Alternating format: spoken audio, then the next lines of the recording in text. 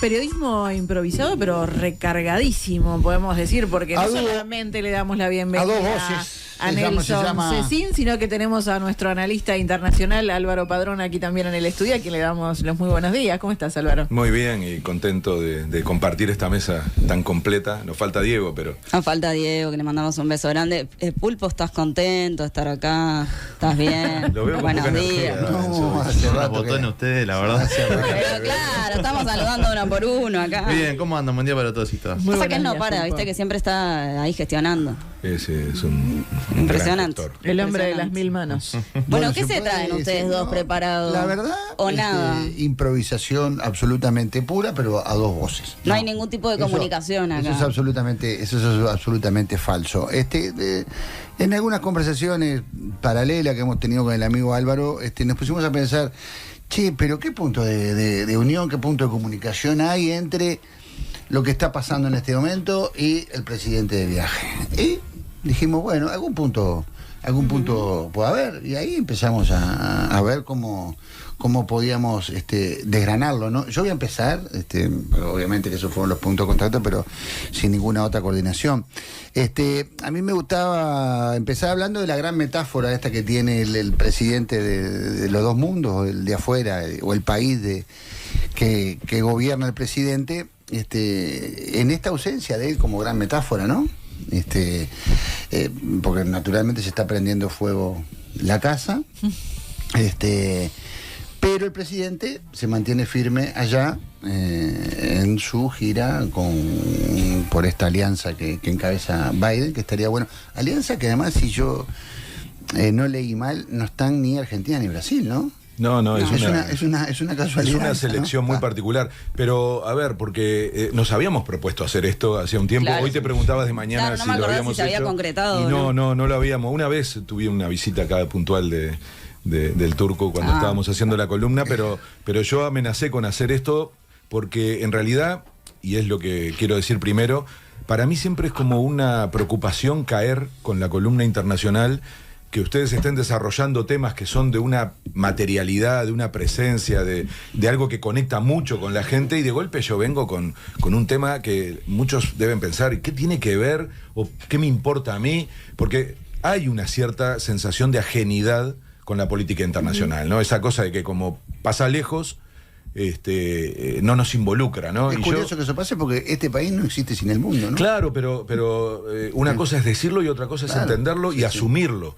Y yo te diría que en general siento que hemos perdido potencia en eso. O sea, sí, y hay regiones de repente de eso, ¿no? La Unión Europea, en tanto unión, es mucho más consciente de cómo funciona a su alrededor que cómo funcionamos acá. Y yo, a ver, lo digo autocríticamente, porque no es que a mí eso lo tuve siempre en la cabeza. A mí me pasó que al Pepe de Elías, ¿se acuerdan, no? El presidente del PIT-CNT se le ocurrió meterme de cabeza en el Mercosur como representante del PIT-CNT, y yo ahí empecé a entender los vínculos de la política nacional con la política internacional. Lo aprendí, a los golpes, entre otras cosas, porque la tercera parte de la industria uruguaya desapareció con la entrada de Uruguay al Mercosur. Por eso me molesta tanto cuando con liviandad se habla de salir del Mercosur. Nos costó carísima la entrada de el Uruguay al Mercosur.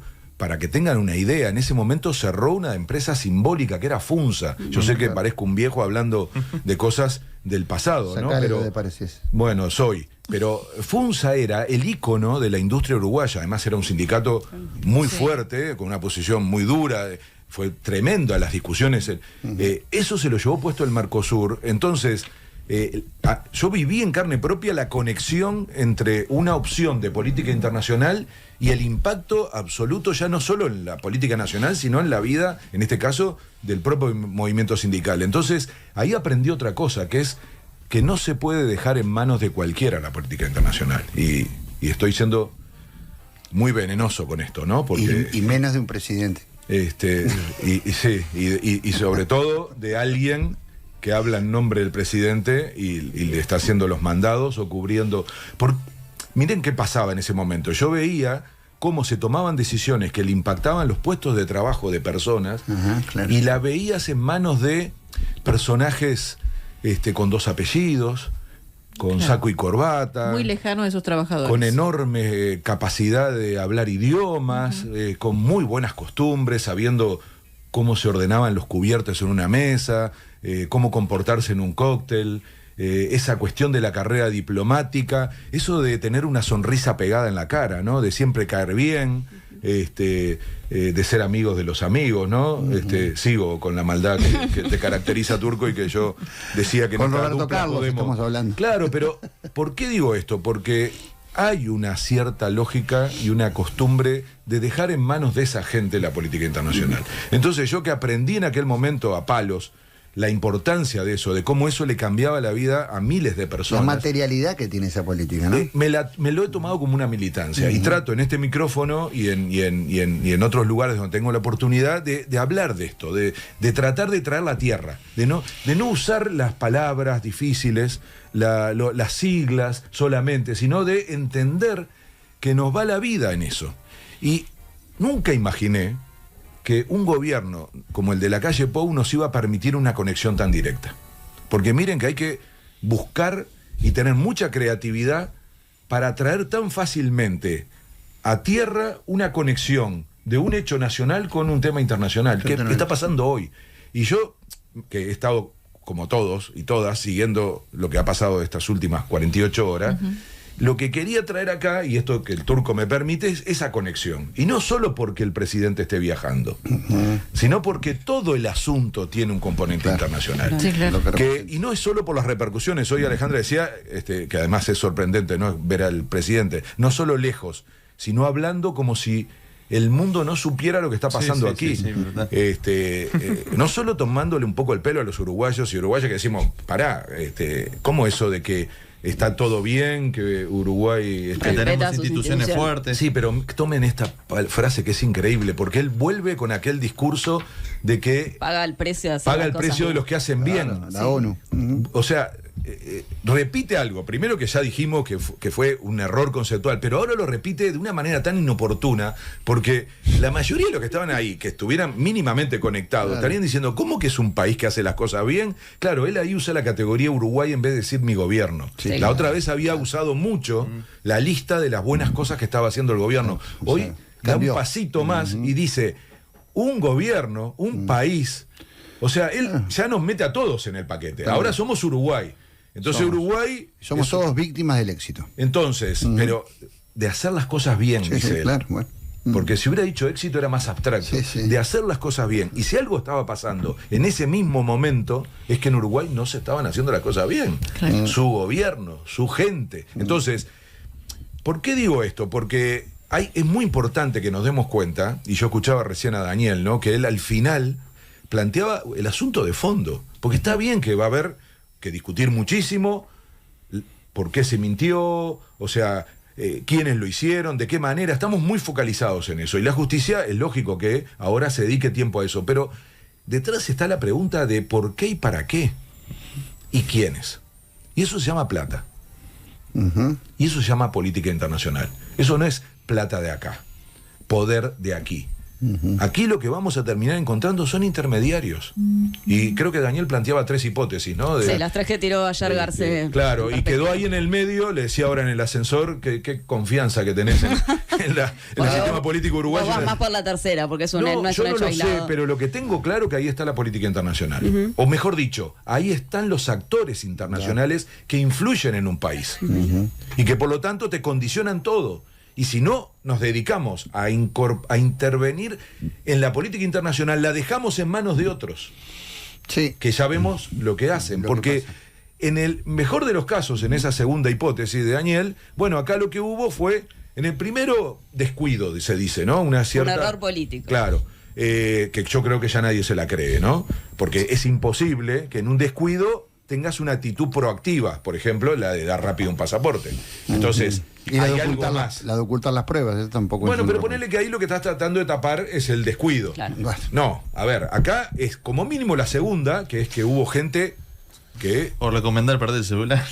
Que recibió plata, y les aseguro que tiene que ser mucha, para poner en riesgo tantas cosas como se pusieron, para intentar favorecer vía esa plata. Se llama coima eso en cualquier parte del mundo. O sea, acá no cabe duda que hubo una capacidad organizada, con actores que además ya sabemos los nombres, no solo el personaje central, sino quien hacía las gestiones, que generalmente cobran, ¿no? Los abogados cobran por hacer esas cosas. Sí, entonces, quienes luego actuaron desde el Estado lo hicieron, obviamente, y ahí viene la segunda hipótesis, individualmente, tratando de recibir un beneficio. Bueno, la tercera es verdad que es la peor, pero es la que tendríamos que estar empezando a prepararnos de asimilar, porque significa que poderes muy superiores a los que hay en el país tienen condiciones de hacer esto, y eso no nos debería sorprender, porque esto es un tema que recorre el planeta. Claro. Entonces, y yo les digo con toda sinceridad, y no estoy con esto haciendo elucubraciones extrañas, ¿no? El factor de la Conmebol no es una cuestión menor. Porque estamos hablando de otro poder. Fútbol claro, y política. Y de una red internacional. Claro. Y alguien se sorprendería. ¿No se acuerdan de un uruguayo que estaba en la Conmebol y que a raíz de todo el escándalo... Figueiredo, decís vos, por ejemplo, Alejandro Figueiredo, y sigan una lista de personajes ilustres de América Latina con un enorme poder económico y político y por lo tanto social, porque el fútbol no es cualquier cosa. Bueno, está claro que es un poder corrupto y además con grandes posibilidades de corromper. Pero porque tiene mucha plata y porque además maneja enclaves estratégicos. Vuelve todo a Paraguay, ¿se dan cuenta? Sí, claro. Aparece de vuelta Cartes, que entre otras cosas fue denunciado por la Embajada de Estados Unidos como un personaje sensiblemente corrupto, ese término que siempre me pareció insólito, pero lo bloquearon como presidente de un país. O sea, estamos hablando de juegos muy pesados, porque cuando te metes con este tema, Estados Unidos no te permite que lo corras. Totalmente. Y eso es la DEA. Y eso es la capacidad que tienen de mirar el planeta en esa clave, no como nosotros que estamos metidos acá y que apenas actuamos como un jugador menor. Entonces, esto es muy grande. Esto es muy grande y no conectarlo con, no la política internacional en el sentido clásico, sino con la dimensión internacional del problema. Entonces me la sirvieron en bandeja porque nos estamos dando cuenta hoy que este país no puede separar las dos cosas. Y que el presidente... Y ese es mi segundo punto, y ya voy a tu preocupación de tenerlo lejos. Sí. Pero yo acá traigo otra cosa que en general se discute poco, y capaz que me van a decir que soy un provocador. La pregunta que hay que hacerse no es tanto qué fue a hacer y qué es ese evento en donde está, que además es bastante irrelevante como evento, más allá de que sea convocado por Biden. Yo escucho a muchos decir... No es la Alianza para el Progreso. ¿Cómo va a decir que se vuelve antes la calle? Si ya va a tener una reunión con Biden. No va a tener una reunión con Biden. Con Biden a esta altura, además, hablar es bastante particular, no se sabe bien si te está entendiendo, si le importa, si hay otras figuras en el gobierno norteamericano con los que realmente vos construís una agenda. Esto es una consecuencia de que en la reunión de las Naciones Unidas no hubo tiempo para reunir a un conjunto de presidentes de América Latina. Esto es el resultado de la Cumbre de las Américas fallida del año pasado. No tiene claridad nadie de qué está pasando ahí, qué se va a construir, pero yo vuelvo a la calle. Y acá le llamo a estos daños colaterales de la bomba H. Porque podríamos decir la bomba Marcet, para mí la bomba la instaló H. El daño colateral, ¿saben cuál es? Que le están pegando a la figura que la derecha regional apostaba para ser su líder, durante un periodo en donde prolongado de tiempo nuestro presidente ya no fuera presidente. Y lo que tenemos que preguntarnos es qué quiere la calle del futuro, de su futuro. Si no nos hacemos esa pregunta, entendemos poco lo que está pasando por su cabeza. Porque un presidente que está más preocupado por su prestigio que por el resultado de su gobierno, y recién Daniel, analista político, decía, estamos frente a un presidente que no le va mal en las encuestas, a pesar de todos los golpes. Correcto. Distinto es cómo le va a su gobierno. Y distinto es cómo le va a los liderazgos que él deja, que son además muy fragmentados. Típico técnica de alguien que no quiere dejar ningún centro de poder, ¿no? Claro. Entonces, si yo me hago esta pregunta, que me parece totalmente razonable, preguntarse cuál es el futuro de la calle y cuál es el futuro que él imagina. Bueno, yo les aseguro, y más que la reunión esta en Estados Unidos, vuelvo a una reunión que Enzo trajo septiembre de este año en Buenos Aires. En Buenos Aires, una sí. reunión de la centro-derecha, no de la ultraderecha, que esa se reúne de otra manera. La centro-derecha de la región que intenta no perder más de lo que está perdiendo, porque hay una metamorfosis de la derecha en el mundo y en América Latina que va corriéndose hacia la ultraderecha. Esto está pasando en todos lados.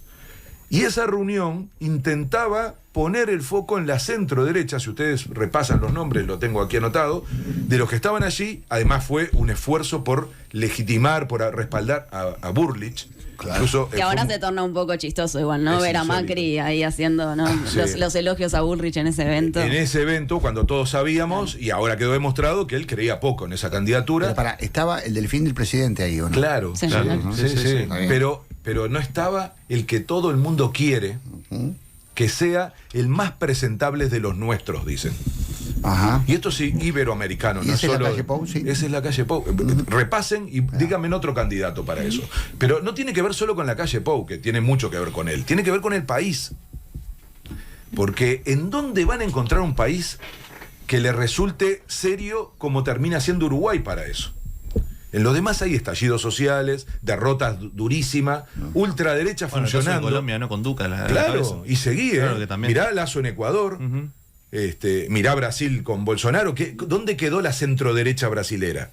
¿Dónde está la centroderecha argentina? Que acaba, ¿cuál es el balotaje ahora? Entonces, ahí, esto estoy hablando por la última derrota de la centroderecha. Correcto. Entonces, les va quedando Uruguay.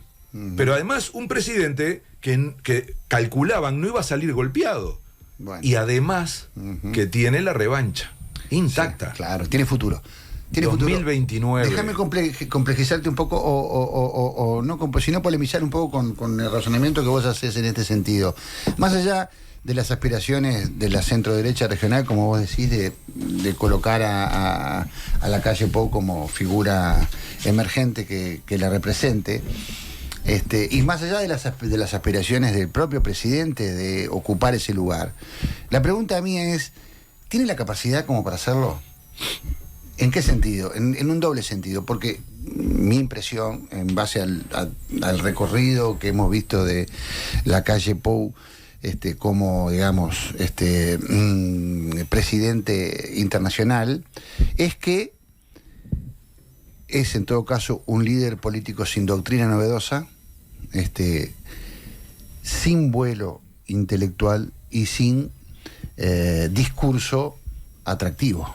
Entonces, en esas condiciones la pregunta mía es, más allá de las circunstancias por las que está viviendo el país, que vos decís que es lo que él tiene para presentar, las cualidades del Uruguay, más allá de eso, ¿tiene las condiciones como para ocupar ese lugar? No, bueno, entras en una discusión de evaluar al personaje, que yo coincido. El problema es el otro repertorio. Las otras alternativas. Entonces, mirá por qué te lo digo. Yo creo que lo primero es el diagnóstico. La centro-derecha está a la deriva. Tiene un problema serio. Sí, está claro. Entonces, yo creo que no andan buscando líderes brillantes ni con nuevas ideas, sino que precisan salvavidas. Precisan alguien que les motorice un mínimo de sobrevivencia y que los vuelva a reagrupar. Y yo, más que ponerme a analizar las cualidades y las capacidades de la calle Pou para cumplir ese rol, lo que trato de mirar es qué hizo durante este tiempo para apostar a eso. Y si ustedes observan, cada una de las... Primero adoptó, y lo dijiste hace un rato, la idea de la diplomacia presidencial. Claro. Él terminó haciendo... Sí, sí. No hubo canciller, él fue. Claro, de la política internacional un asunto suyo. Claro. Y esto no hubiera pasado si hubiera seguido Talvi. ¿Se dan cuenta? Hay mucha cosa para atar acá. Porque volvemos a algo que ustedes planteaban temprano, que era, por ejemplo, Bordaberry votando en contra de la veña de Bustillo. Y en ese esquema, un personaje como Bustillo le viene como anillo al dedo. Absolutamente, fue totalmente funcional. Porque le permitió... O sea, fue un canciller inexistente, salvo para darle el pie al presidente de que ocupara totalmente el rol de la política internacional. ¿Qué hacía luego la calle? Primero prometía cosas irrealizables, como por ejemplo el TLC con China, pero nunca fue el centro. Él hacía discursos para sobre adentro, la democracia. Y para adentro. Y para afuera, ¿en qué lógica? Bueno, permanentemente referirse a Cuba, Venezuela y Nicaragua, aparecer con bastante potencia, porque eso era creíble, como un defensor de la democracia, con un país que la respeta, o sea... Te pongo un término que es fundamental de esta neoderecha, que es el término libertad, ¿no? Pero, ¿querés saber cómo se llama el grupo? A ver. Crearon Grupo Libertad y Democracia. Pero qué coincidencia. 22 y 23 de septiembre, la reunión en Buenos Aires. Macri, Piñera, Burlich, Sergio Moro. ¿Se acuerdan, Sergio no? Moro, Sergio de Moro. Brasil, claro, Santiago después. Peña, el nuevo presidente de Paraguay, Mario Abdo Benítez, el anterior, Vicente Fox, Guillermo Lasso, Iván Duque, Andrés Patana, José María Aznar y Mariano Rajoy. Pero Era perdón, se abrieron los sarcófagos, entonces. Sí, No, es un plantel completo. Pero díganme, primero son todos ex. Sí, claro. Y con futuro absolutamente anulado. Sí, anulado. Ahí va. Sí, Mira, totalmente. eso es lo que la calle no tiene. Ujú. Y si anulado hablamos, su futuro. de discurso, con esto que decías vos, ¿no? Que no tenía un vuelo intelectual. Macri, Piñera, Burlich, últimamente, que la campaña la perdió básicamente por eso. Sí. Y después un Santiago Peña que bueno, está ahí, está probando. Sí, a ver qué hace. en ese elenco yo creo que es Es brillante. Claro. tiene Bueno, propia. por eso. Y además tiene raza. Sí, Esto claro. es muy importante. Claro, ¿eh? Sí. Tiene historia, pero el Zapata padre tiene- hizo algo parecido, solo que en esa época no se necesitaba un papel así. Entonces, miren que, vuelvo a la política internacional, la macana uruguaya, por no decir una palabra más coloquial, la cagada que se acaban de mandar, que repito, no tiene un componente solo nacional, tiene al mismo tiempo una consecuencia para esta apuesta que tenía un carácter internacional y que, por eso dije daños colaterales, le genera un gran dolor de cabeza. Porque es la primera vez, creo que también lo analizaban ustedes, que llega al vértice, creo que era el término que se usaba, ¿no? Este asunto. Me van a decir, bueno, vamos a ver cómo funciona si no logra zafar en lo que Sí, se sí. viene. Pero yo quiero colocar este tema porque si no, no entendemos un hilo conductor que está teniendo el presidente que permite comprender, por ejemplo, por qué se desinteresa tanto Claro. del resultado. Alguien me va a decir, no, del todo no se desinteresa porque simplemente con su investidura presidencial evita entrar en la campaña electoral. La calle, No. que Entra se todo compra el todas tiempo. las peleas posibles. Claro, entra todo el tiempo. ¿Por qué tanta debilidad en las candidaturas posibles del Partido Nacional y de la coalición en su conjunto? ¿Por qué esta situación de separar tanto la imagen del presidente de la imagen y la confianza de la gente en el gobierno? Esto que cada vez rompe más los ojos, que nos vive llamando la atención cuando vemos sistemáticamente encuestas. Son demasiadas encuestas, ya con un ritmo mensual, que indican que el presidente sigue teniendo un nivel, se acaba de decir en esta propia mesa, incluso de frente amplistas, que dicen, Sí. bueno, el presidente dentro de todo me lo banco. Entonces, hay un asunto central en la figura del presidente. Para un periodo inmediato, y yo esto se los apuesto acá, lo que quieran, que es 2 o 3 años recorriendo el mundo, la región y dando charlas. Sí, está claro. Y luego un retorno a la vida política uruguaya, en donde la estrategia sea, bueno, 2029, salí entero, Sí. vamos a ver, Sí, porque sí, esto es todo- nuevo, todo lo que acaba de especulación. pasar. Entonces, yo, a ver, sé que puede costar un poco, pero últimamente la pandemia, bueno, la guerra y los efectos en la inflación, además, nos ha traído la política internacional a nuestras casas, ¿no? A nuestra vida, a nuestra...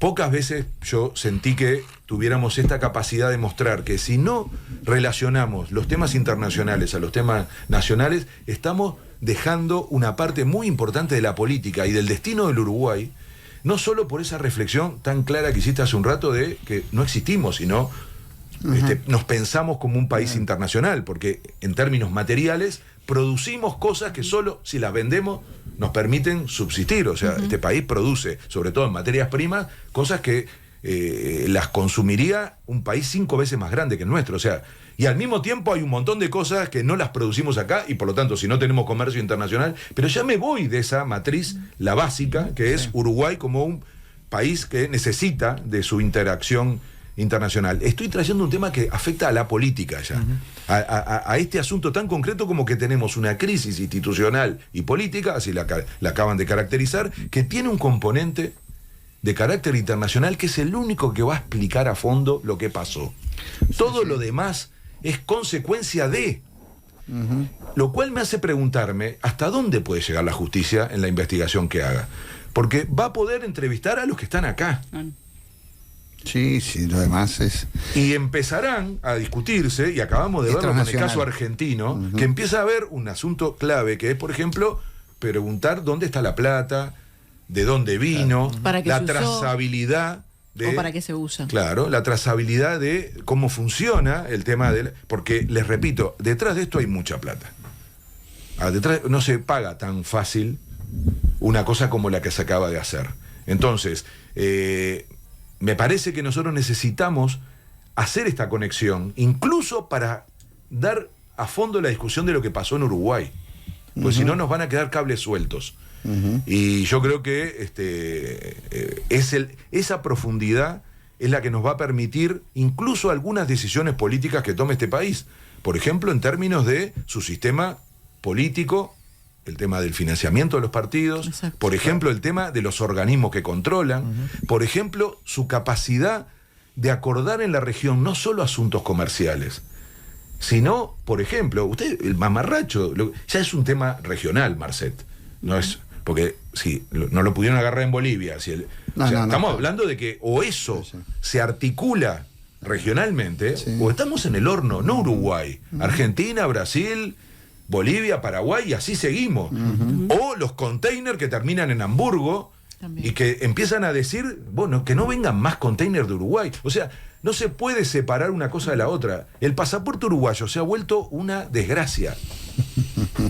Era un pasaporte con muchísimo prestigio, conseguíamos la visa muy fácil a casi todos los países, está bajo sospecha. Entonces, no estoy hablando solo del efecto material, estoy hablando del prestigio de un país, y que la política internacional no sea cuidada y puesta en manos de personas y del sistema político en general y del cuidado, es un problema. Entonces van a decir, mira, Álvaro, que le gusta este tema, viene a reivindicarlo. No, vengo a decir que una cosa no se puede separar de la otra, y que ahora nos acaba de explotar en la cara. No por lo tradicional, de decir, no marchó el acuerdo con no sé cuánto, o tal producto lo dejamos de vender. No, acaba de meterse en el núcleo duro de la política uruguaya, la política internacional, porque esto fue una intervención de afuera, con actores internos, y que habrá que ver hasta dónde llegan. Pero esto es parte del poder que hay en el resto del mundo y nosotros no estamos a salvo. Y con esto termino. Esta fantasía de que acá no pasan las cosas, de que lo que vemos en la televisión, eso que parece ajeno, vuelvo a la ajenidad de lo que vemos en otros países, acá no pasa.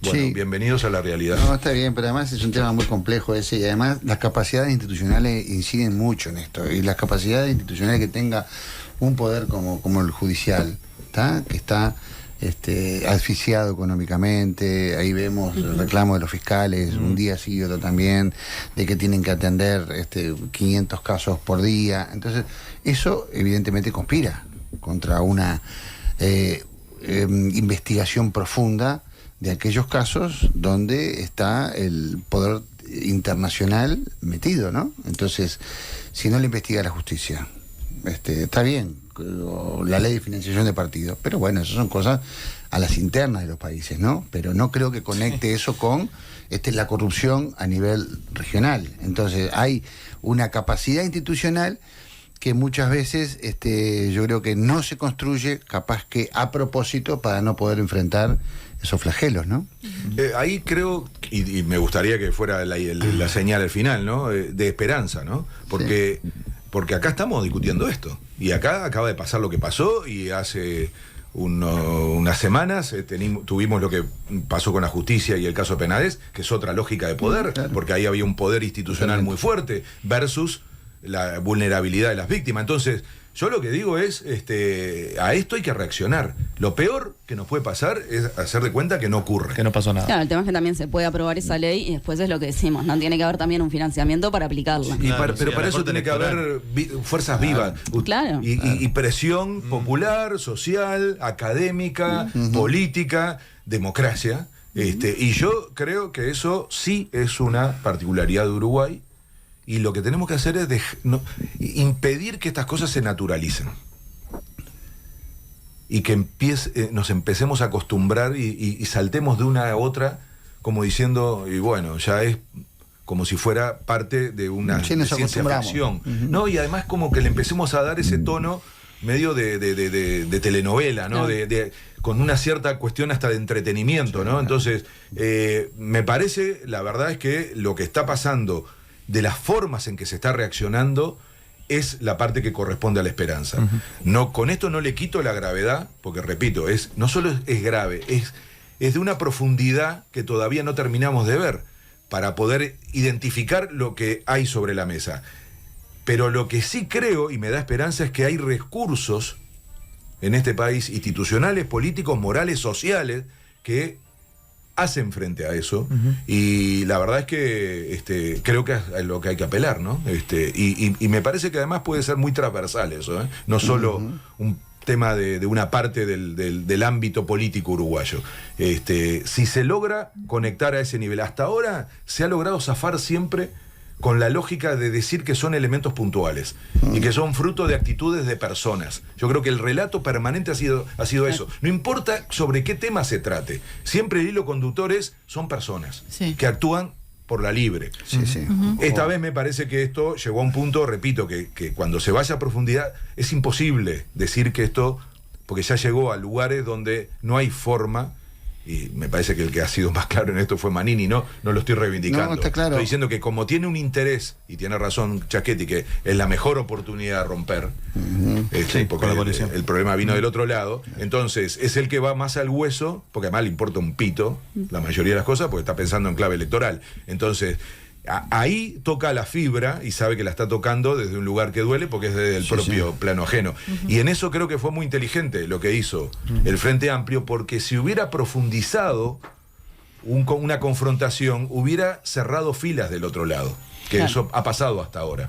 Me parece que tal como se terminó dando la situación, está muy abierta el juego, y yo creo que hay que dejar que haya reacciones, no solo de la bipolaridad o de la polarización tradicional que tenemos instalada en Uruguay, sino de una cosa que me parece, algunos van a querer soltar este hierro caliente, porque es demasiado caliente como para quedar agarrados, ¿no? Brevemente yo quería, ya tenemos que terminar, pero digamos, una sucesión de insignificancias esta nueva alianza que pretende Biden con estos países de América Latina. No, es el manotazo de ahogado. Estados Unidos es una potencia que está en declive, que ve cómo China tiene una estrategia incluso muy fuerte en nuestro continente. Hoy es la principal potencia que comercia con la región. Tiene además intervención en términos de infraestructura, ya no es solo un tema de comercio. Europa acaba de hacer una propuesta fuerte para América Latina en el encuentro entre CELAC y Unión Europea, incluso con un financiamiento y con una mirada de largo plazo. Y la cumbre de las Américas el año pasado le salió muy mal, porque Estados Unidos sigue repitiendo la idea de las exclusiones. O sea, convoca a una parte y a otra no. Claro, yo te iba a preguntar, ¿por qué no están Brasil y Argentina? Y porque no quiere... A ver, querés que te responde Kissinger. ¿Sabes lo que dijo? Si querés saber para dónde va América del Sur, mira Brasil. Entonces, ¿qué hizo? Sacó al que juega fuerte. Saben qué está pasando en estos días, ¿no? No. Un año del triunfo de Lula. Sí. Y eso fue lo que cambió la región. Gran metáfora. Muchas gracias, Álvaro. A las 10 de la mañana. Gracias Muchísimas a ustedes gracias a los dos. Y nos reencontramos el lunes.